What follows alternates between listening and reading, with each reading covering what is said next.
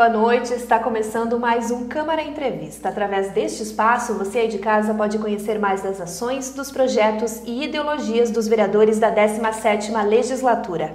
E o meu convidado desta noite é Patrick Cavalcante, do Democratas. Vereador Patrick, seja muito bem-vindo à TV Câmara mais uma vez. Boa noite, Ana. Boa noite a toda a equipe da TV Câmara, os nossos telespectadores. E é uma satisfação muito grande estar participando aí. Fazia algum tempo que eu não vinha, né, Ana, participar aí do Câmara Entrevista, que é um momento importante para que a gente possa trazer, né, a comunidade de Passo Fundo, um pouquinho do trabalho feito aqui deste vereador e também do Parlamento Municipal. Vereador Patrick, eu quero iniciar a nossa conversa então destacando um tema bastante polêmico, que é o processo de retomada da área da Manitowoc. O senhor vem com uma ação popular aí que iniciou esse processo desde 2016. Isso, lembrando, né, aos telespectadores que em 2011 nós aprovamos na Câmara de Vereadores, primeiro uma concessão de área e posteriormente o prefeito Dipp na época mandou então uma doação de área. E eu estava como vereador na época, nós aprovamos, toda a população de Passo Fundo aplaudiu a vinda desta grande indústria para Passo Fundo. Infelizmente, por questões da economia, por questões da própria Operação Lava Jato, o que diz dentro do processo, né, a empresa acabou anunciando em 2016, janeiro de 2016, o encerramento de suas atividades em Passo Fundo. Na mesma época, em 2016, em janeiro, eu me reuni com o Dr. Alcindo Roque, que é o meu procurador, meu advogado, e nós ingressamos então com uma solicitação de reversão da área pelo não cumprimento da lei aprovada em 2012 e 2011, né?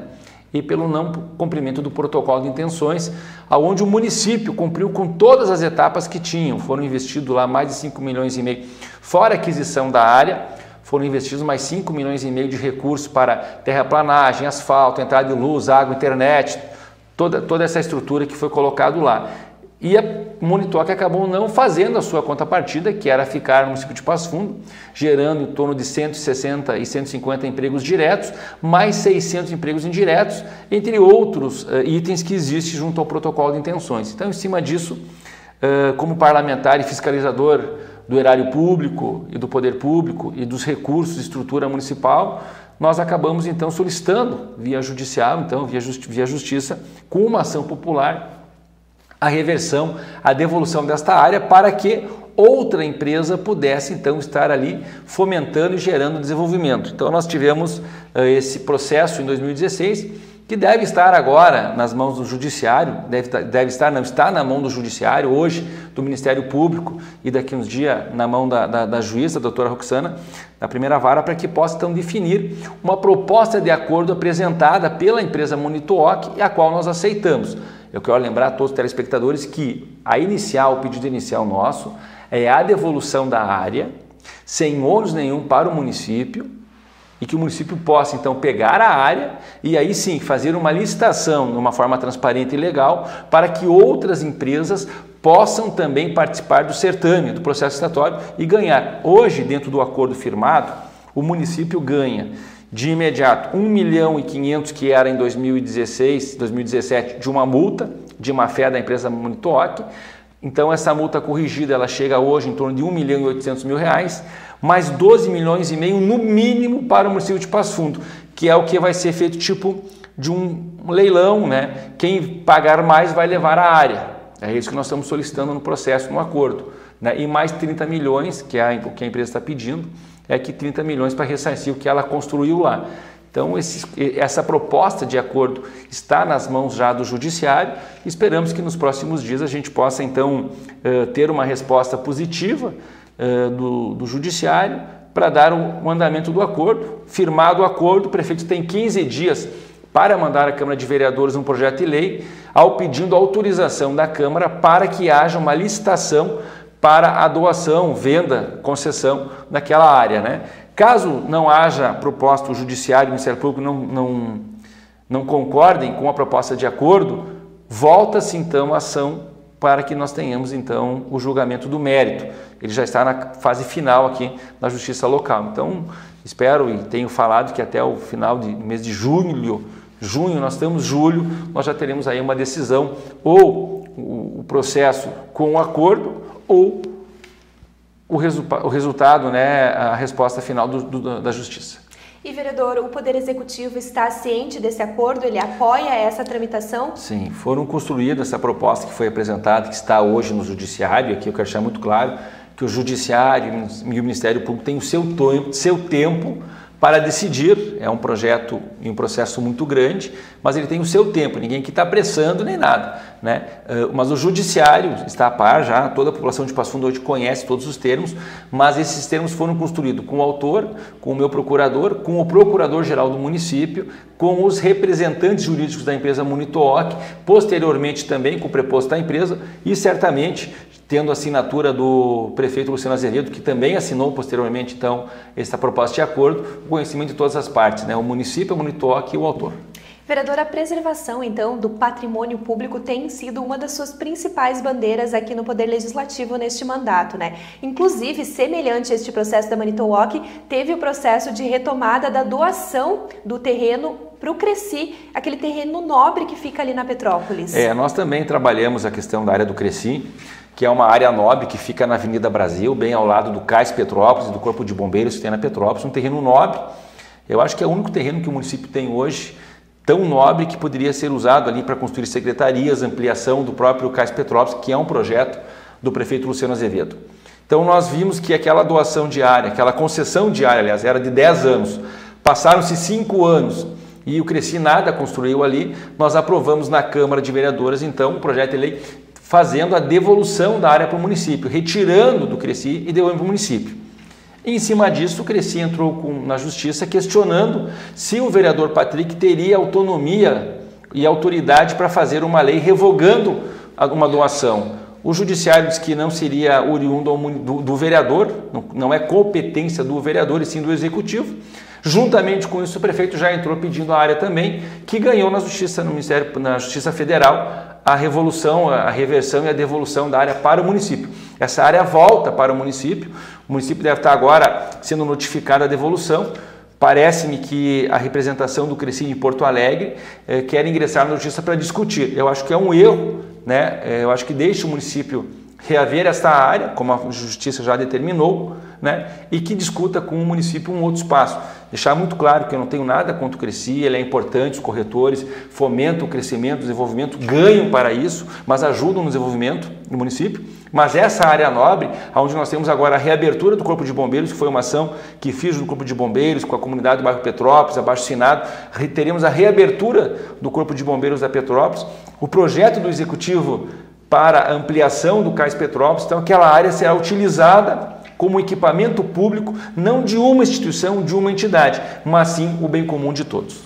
E também é uma forma de economia, né, de recursos, porque realmente o município nos últimos anos tem gastado muito, né, com o aluguel de salas para suprir a demanda das secretarias. Inclusive, o senhor retomou aí o processo e foi o responsável pela retomada do prédio ali da Justiça do Trabalho, onde está então parte da Secretaria de Finanças. A Justiça do Trabalho, tu lembraste bem, fica ali perto do Hospital Municipal, e nós tínhamos ali a Justiça do Trabalho. Aquele prédio foi interditado, dizendo que não tínhamos condições de mais se manter ali a estrutura da Justiça do Trabalho, e acabaram alugando uma área, um outro espaço na área central, e por 3 anos aquele espaço ficou fechado. Aquele espaço era do município, foi feita uma concessão para o Estado, então nós fizemos uma indicação ao Executivo pedindo: prefeito, vamos pedir de volta essa área, vamos negociar com o Estado, pega de volta e vamos levar ali algum equipamento, alguma secretaria que esteja pagando aluguel num outro espaço para ter uma economia nos cofres públicos. E hoje está ali funcionando, então, a Secretaria de Finanças que está funcionando.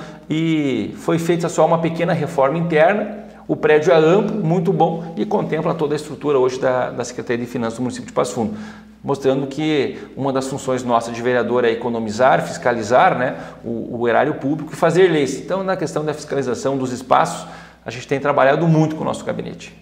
Vereador, atualmente, né, o senhor faz parte, então, da bancada de governo, né, da liderança de governo do Poder Municipal e também é integrante do Democratas, né? Em relação a isso, o senhor tem uma afinidade muito grande com o ex-deputado Onyx Lorenzoni e atual ministro do governo Bolsonaro. Eu posso lhe dizer que essa relação muito próxima facilita, então, o seu acesso a Brasília? O que o senhor poderia nos dizer em relação a isso? Primeiro que ele continua sendo deputado federal, né? Ele está licenciado por ter assumido, né, aceito o convite do presidente Jair Messias Bolsonaro para ser o ministro da Casa Civil, que para nós é uma honra ver o nosso querido deputado Onyx Lorenzoni representando o Rio Grande do Sul e o Brasil como ministro da Casa Civil, um dos principais ministérios, né?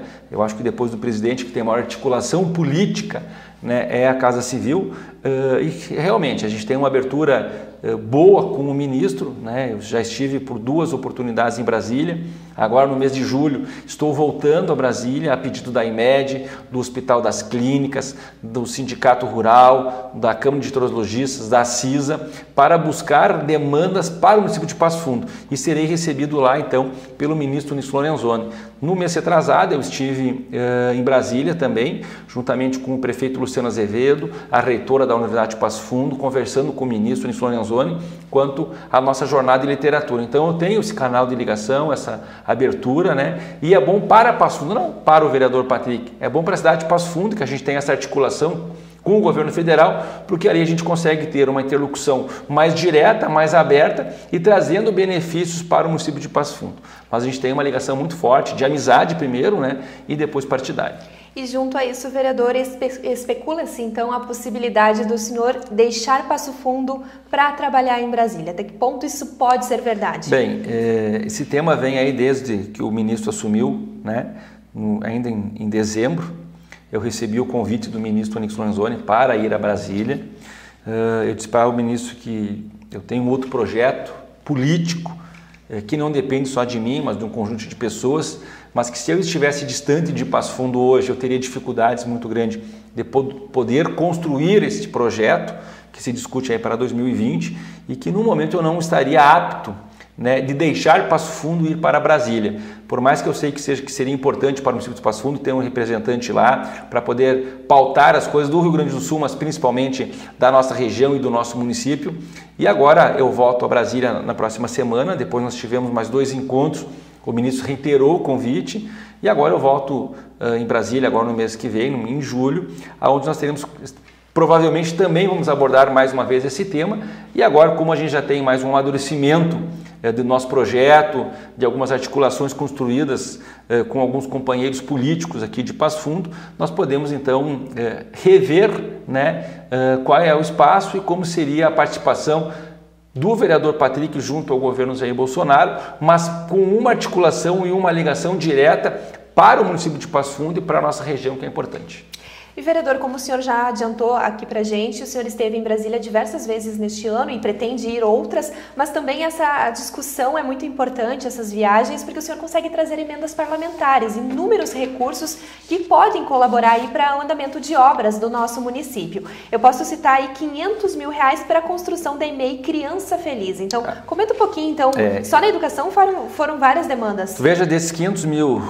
que é uma emenda do deputado federal Onyx Lorenzoni em 2016, essa emenda está liberada desde 2016, o Onyx carimbou essa para a Escola Criança Feliz, que é uma escola que fica aqui ao lado da Câmara de Vereadores, né, bem atrás do CTG Lalau Miranda, no Manuel Portela. O projeto é de R$1,5 milhão e quando conversei com o prefeito Luciano, prefeito, qual é a demanda que o senhor precisa? Eu preciso de recursos para a EMEI Criança Feliz, que é a única escolinha que eu tenho, que ela é mista, metade madeira e metade material. Então nós começamos a trabalhar, o ministro autorizou, houve depois toda aquela discussão do governo da Dilma, Temer, e a emenda não foi liberada, ela estava destinada, agendada, mas não tinha liberação. E agora, no ano passado, quando nós estivemos em Brasília com o prefeito Luciano, nós conseguimos a liberação dela, tanto que agora, na semana passada, o prefeito anunciou então a licitação para dar início às obras em cima e no valor de R$500 mil da construção desta EMEI, que vai aí abranger em torno de 180 crianças do Manuel Portela, uma demanda importante. Então nós conseguimos trazer isso. De contrapartida também conseguimos R$200 mil com o deputado federal Sanderson do PSL para a escola da Neldig, para a cobertura da escola. Nós colocamos mais R$172 mil para a Escola Sebastião Rocha, lá no bairro Valinhos, que é uma emenda impositiva que o vereador tem para fazer articulação e poder trabalhar no orçamento do município. Eu canalizei todo o meu recurso para aquela comunidade, que é a escolinha lá, a Escola Municipal Sebastião Rocha, com a nossa diretora Márcia Cossato, passava por uma dificuldade com muro, melhorias em toda a sua infraestrutura, e nós conseguimos então, com a Secretaria Municipal de Educação, com o prefeito Luciano Azevedo, destinar esse recurso para aquela escola. Então foi um bom valor investido na área de educação. Só em 2018 eu trouxe ao município de Passo Fundo em torno de R$1.550.000 de emendas parlamentares para a saúde e para a educação. Vereador Patrick, eu peço licença então para a gente fazer um rápido intervalo, mas em seguida nós estamos de volta então com o programa Câmara Entrevista, falando mais sobre ações e projetos.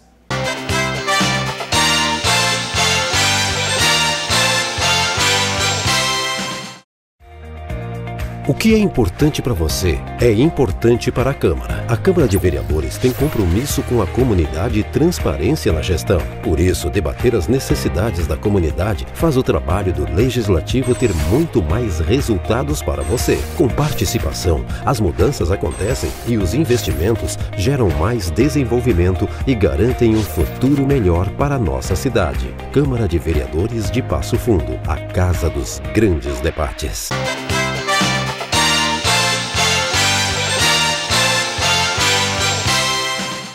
Estamos de volta com o programa Câmara Entrevista, que nesta noite recebe o vereador Patrick Cavalcante, do Democratas. Vereador, além de atuar nas sessões plenárias e nas reuniões e, enfim, visitas aos bairros, o senhor também é o atual presidente da Comissão de Constituição e Justiça aqui da Câmara. Queria que o senhor falasse um pouquinho sobre essa responsabilidade, afinal, essa comissão é que recebe a maior demanda de análise de documentos. Eu estou pelo segundo ano consecutivo como presidente da comissão. É uma das comissões mais importantes, porque todos os projetos, indicações passam pela comissão, aonde ali nós temos o dever de discutir o mérito da legalidade e constitucionalidade do que a Câmara vai passar e vai aprovar. Como que funciona o trâmite? É protocolado no setor de protocolos o projeto dos vereadores, indicações, ou projeto que vem do Executivo. É feito pelo processo administrativo uma avaliação, o registro dele, a entrada dentro do sistema da Câmara de Vereadores. Posteriormente é encaminhado à Procuradoria-Geral do município, que dá ali o seu parecer, dizendo em opinativo, pela constitucionalidade ou inconstitucionalidade da proposta que será analisada pelo plenário da Câmara de Vereadores.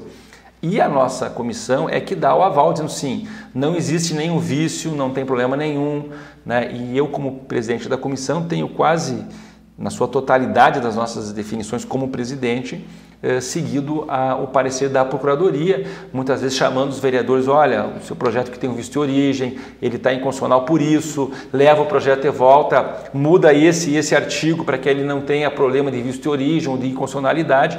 Nós construímos com os vereadores para que não haja, então, nenhuma ação de inconstitucionalidade, nenhuma DIN, né, uma ação direta de inconstitucionalidade posteriormente, porque primeiro a Câmara passa nas 4 comissões, depois passa para o plenário. Se o projeto for aprovado, vai à sanção ou não do Executivo. O prefeito pode sancioná-lo ou vetá-lo. Se o prefeito vetar, vota para a Câmara de Vereadores. E aí nós temos que discutir, mantém o veto ou derruba o veto.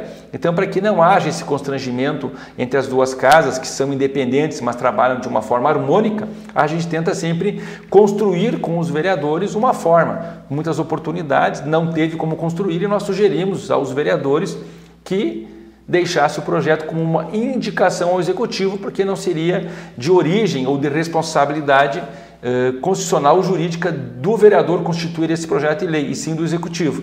Alguns vereadores pretendem, não, deixa tramitar, mesmo que tenha inconstitucionalidade, que eu vou tentar aprovar no plenário. E como o plenário é soberano, algumas vezes o vereador consegue ter uma articulação e é aprovado no plenário, vai para o Executivo e o Executivo acaba, então, vetando. Por isso que voltam alguns projetos do Executivo com veto e outros projetos o prefeito acaba vetando porque atinge a questão do orçamento, volta para a CCJ e aí nós vamos fazer a análise jurídica da resposta do Executivo e colocar, então, a votação, o critério do voto do veto do prefeito municipal. E uma das grandes pautas que está prevista, então, para iniciar a discussão, na verdade já está tramitando aí na casa, é a questão de reformulação, então, do plano diretor do nosso município, que também engloba algumas mudanças aí no Código de Obras. E, vereador, o senhor é um dos que tem tratado, em relação a esse código, a questão dos estacionamentos por parte das empresas e estabelecimentos particulares, ou seja, eles utilizam parte da calçada como estacionamento para os seus clientes. Sim. E a população fica aí sem saber se pode ou não usar. Bem, tu trouxe um tema importante. Passo Fundo é uma cidade que cresceu muito e de uma forma muito desordenada. Então o prefeito Luciano Azevedo, juntamente com a Secretaria de Planejamento, tem feito audiências públicas nos bairros, em vários, norte, sul, leste, oeste e área central, para ouvir a comunidade, debater com a comunidade uma reforma, uma reestruturação no nosso plano diretor, para que ele tenha uma possibilidade de uma visão dos próximos 20 anos. O que aconteceu? Na última adaptação que nós tivemos no nosso plano diretor, ele sofreu muitos retalhos, veio para a Câmara discutiu, aprovou e depois o próprio Executivo ficava fazendo emendas dentro do projeto, né? Então ficou retalhado todo ele, ficou ruim de ter uma interpretação e uma visão ampla. Então agora o prefeito está fazendo a rediscussão, ouvindo todas as estruturas que são necessárias e entidades para discutir o plano o plano diretor do município, que também tem uma função e atinge diretamente o Código de Obras. Bem, um dos temas que a gente tem recebido, e eu levantei na tribuna, ouvi especialistas, né,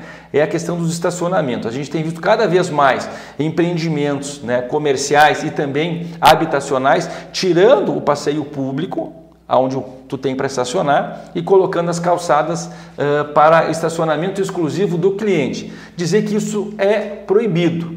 O Código de Obras não permite. Você não pode baixar 100% a fachada, né, do estacionamento da via pública, porque você tira o estacionamento público, que é de todos nós, para que exclusivamente o seu cliente possa estacionar. Você está favorecendo o seu cliente. Na frente ele tem 150 metros, né? Mais o passeio. Ele mantém o passeio e dentro do estabelecimento ele joga o seu comércio para o fundo e deixa um espaço que seria de construção dele e o estacionamento. Alguns empreendimentos já fizeram isso, pode. Agora, quando você só faz a baixada 50% ou 100% da calçada, né, é proibido. Sendo proibido, tu não pode dizer assim que é do teu cliente ou para o público. Todos podem estacionar. E é uma demanda que vem crescendo. Eu até fiz um pedido de uma indicação, um pedido de informação ao Executivo, porque me preocupa que vários empreendimentos locais hoje estão fazendo isso. Mas se é proibido, o Código de Obras proíbe, o plano diretor proíbe, como que esses estabelecimentos estão fazendo? A Secretaria de Obras, o fiscal, está autorizando? Então eu enviei um pedido de informação para que a gente tenha acesso aos projetos e como que os fiscais estão abordando. Bem, quando é aprovado pela prefeitura, o projeto é um, e na execução ele está sendo alterado, bem, o fiscal não está funcionando, está prevaricando. Então nós temos que agir. Ou o proprietário do estabelecimento deixar todos estacionarem ou ninguém, mas a lei proíbe. Não pode fazer 100% a baixada da calçada para estacionamento nem de clientes e não clientes, mas como ele é irregular, todos podem estacionar. Então, vereadora, eu vou lhe fazer uma pergunta que quem está nos assistindo em casa com certeza deve ter essa dúvida. Como eu devo agir caso eu vá até um estabelecimento e chegue lá e me proíbam de estacionar? Digam, olha, eu vou chamar um guincho, isso não é permitido, esse estacionamento é exclusivo do nosso estabelecimento. O que eu devo fazer? Passo Fundo tem crescido muito, né? E a frota de veículos também. E quando você tira estacionamento público, você acaba tendo essa carência. O estacionamento rotativo não funciona como deveria funcionar. Então nós temos carências de estacionamentos. Como que você deve proceder? Uma bela pergunta. Você estaciona o teu carro, desce. Aí vai vir o guarda, alguém lá te questionar. Bem, você liga para a guarda municipal e manda vir guinchar o meu carro. No momento que ele fizer ou acionar a guarda vai dizer o que é? Ah, estacionou aqui no meu estacionamento do meu empreendimento um carro particular que não é do cliente. A guarda já sabe que não. Qualquer pessoa pode estacionar, porque quem está irregular é o senhor. Se eu for aí, eu vou acabar multando o seu estabelecimento que está irregular. Então, você que está me acompanhando agora, você já deixou, e já aconteceu comigo, eu já deixei aí num estabelecimento comercial e o guarda veio me cobrar, diz, o senhor não pode deixar o veículo aí. Eu, de uma forma educada, o senhor não me leva a mal, eu vou deixar o meu veículo aqui. Se existir uma legislação ou uma lei que me proíba, não, mas é do estabelecimento. Não, deixa eu concluir, senhor. Se tiver uma lei que me proíba, o senhor pode guinchar o meu veículo e multá-lo. Caso contrário, daqui a pouquinho eu volto, eu não vou demorar, eu vou fazer uma consulta, 15, 20 minutinhos eu estou de volta. Então a pessoa peça para chamar a Brigada Militar ou a Guarda Municipal de Trânsito. E se sentir ameaçada, pode fazer um registro, então, pela pessoa que acabar lhe ameaçando, né? Vereador, o senhor tocou num ponto bem interessante aí, ligando a questão do estacionamento privado com o estacionamento rotativo, e justamente por isso o vereador Patrick Cavalcante apresentou um projeto de lei que já está tramitando aqui na Câmara, que pretende melhorar esse serviço através de aplicativos. Como que funcionaria isso? Bem, isso não é novidade, a gente já tem vários municípios hoje aqui do Brasil que funcionam assim. Caxias tem, você tem ali através do aplicativo, você consegue fazer o pagamento do teu estacionamento, certo? Não precisa ir até o parquímetro. Muitas vezes os nossos parquímetros estão estragados, não estão funcionando, aí tem que caminhar 3 ou 4 quadros. Então, nessa facilidade, você vai ali. Como o estacionamento ativo ele é 1 hora, podendo ser renovado por mais 1 hora. Tá? O Patrick foi no banco, acabou demorando na fila ou no processo, ou está numa consulta, vê que vai demorar, ele pode automaticamente pelo aplicativo colocar mais 1 hora, mais 50 minutos. Então, quando passar lá o fiscal, vai com o sensor, vai botar a placa do veículo, vai ver que aquele veículo está em dia, está funcionando. Sem dizer que muitos são multados. Acabam tendo que pagar um valor de R$20 de uma multa, né, daquela infração. Ó, se tu não for até 24 horas depois pagar os R$20, você acaba tendo uma infração ali de 5 pontos ou 7 pontos na CNH. Então, a gente quer evitar isso. A multa e também a agilidade e facilidade das pessoas através do aplicativo. Hoje a gente usa os nossos smartphones, nossos telefones, né, para tudo, bem dizer, pagar conta. Então, por que não também ter esse aplicativo para facilitar a vida do nosso contribuinte? Neste momento, então, estão tramitando aqui no Legislativo 7 projetos de lei de iniciativa do vereador Patrick Cavalcante. Uma matéria muito interessante, também é uma bandeira do seu mandato, é a questão da regularização fundiária, vereador. Então, justamente por isso, o senhor propôs um projeto e também uma comissão para discutir esse tema. Sim, nós temos em Passo Fundo mais de 110 regulações fundiárias, né, áreas ocupadas, sendo metade delas áreas que são públicas e áreas que são privadas. E a gente tem discutido muito com o município, e eu vou citar um exemplo aqui. No bairro São José, a minha comunidade, nós temos 124 moradias, lá bem pertinho do governo municipal, na rua Guilherme Bor, Lúcio Alebrante, que os moradores compraram do prefeito. Lá em 82, 84, a prefeitura vendeu para os moradores o terreno, fez um contrato. Os moradores pagaram o contrato e até hoje, 20 anos depois, até hoje, eles não tiveram a sua escritura. Eles não tiveram a sua escritura. Então, quer dizer, como é que ele vai poder vender a área? Como é que ele vai conseguir buscar um empréstimo, um financiamento no banco para melhorar se ele não tem a sua escritura?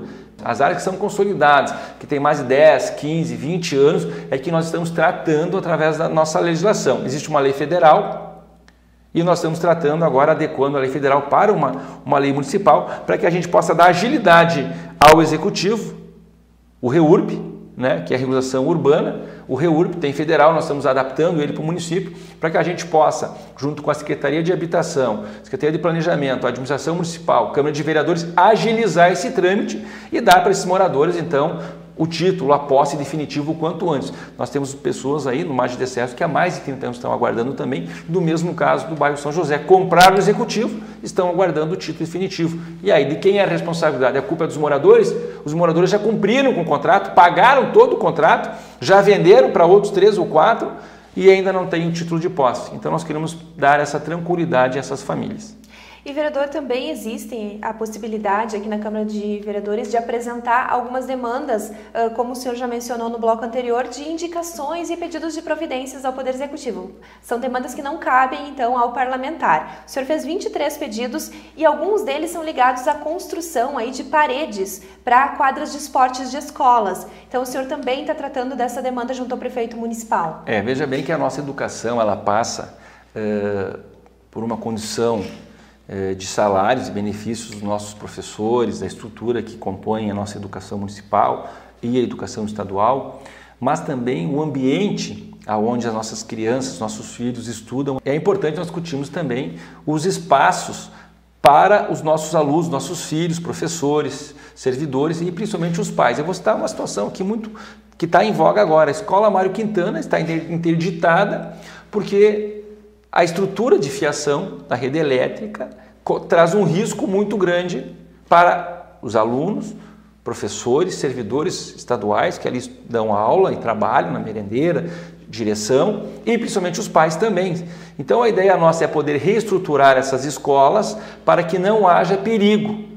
E uma das escolas é a Sebastião Rocha, onde nós destinamos ali R$170 mil para a reforma e reestrutura de todo o muro da escola. Uma reivindicação positiva, a comunidade agradece muito à administração municipal, mas ao vereador Patrick por destinar esse recurso de R$172 mil, porque já a diretora, estive na semana passada lá, a diretora disse que já aumentou de 130 para 170 alunos, quer dizer, que a própria comunidade viu que a escola está tendo uma melhoria, está trazendo novamente os alunos que se criaram ali, os pais estudaram, os avós, os pais, estavam os filhos, mas com medo que o muro caísse, ou que se machucasse, com algum bandido, ladrão, traficante, drogado lá, invadisse a escola, acabaram tirando, levando uma escola mais longe, trazendo uma dificuldade. E nós não, nós queremos que haja o habitat, o convívio, onde as pessoas têm o seu núcleo familiar de amizade e a mantendo no seu local de moradia. Infelizmente, o nosso tempo do programa de hoje está chegando ao fim, vereador, mas antes de encerrar, uma avaliação do trabalho que o senhor tem desenvolvido, então, no Parlamento Municipal até agora. Bem, eu falar de mim mesmo é meio complicado, né? Mas eu tenho recebido nas ruas um carinho muito grande da comunidade. Nosso gabinete, ele é itinerante, ele vai para o bairro, vai para a vila, discute com o movimento comunitário, discute com a comunidade, com as entidades de classe, como eu disse aqui, agora estarei indo para Brasília, trazendo demandas da IMED, da CISA, CDL, Sindicato Rural, Hospital das Clínicas. Então a gente tem muito eclético o nosso gabinete, trabalha no mosaico de todas as áreas, e isso é positivo porque a gente recebe o carinho da nossa comunidade. E eu também tenho aqui que agradecer aos outros 20 colegas vereadores, porque nós sabemos que sozinho nada se constrói, e eu consigo ter uma interlocução com todos os vereadores. E quando nós estamos na Câmara, nós não discutimos se nós somos oposição ou situação. Quando o projeto é para a comunidade, todos os vereadores têm que apoiar. Claro que quando vem um projeto do executivo, tu tem lá quem é do governo e quem não é do governo. Então tu tem discussão de situação oposição. Mas quando é do vereador, você consegue fazer uma construção com todos. E eu só tenho que agradecer aqui a todos os colegas vereadores que têm entendido a forma que eu tenho trabalhado, como eu tenho sido parceiro deles, tem sido meu parceiro. Então, e coloco-me à disposição da nossa comunidade com o nosso gabinete. Vereador, mais uma vez, muito obrigada pela sua participação. Eu que agradeço, estava com saudade. Um abraço a todos aí, até mais. E você que está em casa, a gente também agradece a companhia. Uma ótima noite e até a próxima semana.